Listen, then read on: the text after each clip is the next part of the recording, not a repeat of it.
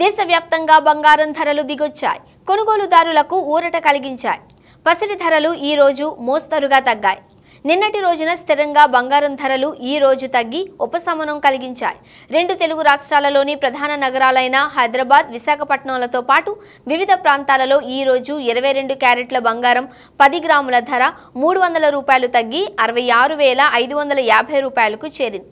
అదేవిధంగా 24 క్యారెట్ల బంగారం కూడా 10 గ్రాముల ధర 330 రూపాయలు తగ్గి 72,600 రూపాయలకు తగ్గింది.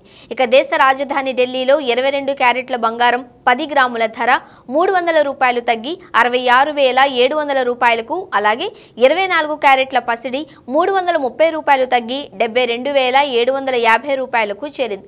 ముంబైలో 22 క్యారెట్ల పుత్తడి 10 గ్రాముల ధర 300 రూపాయలు క్షీణించి 66,550 వద్ద, అదేవిధంగా 24 క్యారెట్ల బంగారం 10 గ్రాముల ధర 330 రూపాయలు తగ్గి 72,600 వద్దకు దిగొచ్చింది. అలాగే చెన్నైలో 22 క్యారెట్ల బంగారం 10 గ్రాముల ధర 300 రూపాయలు తగ్గి 67,400 రూపాయలకు చేరింది.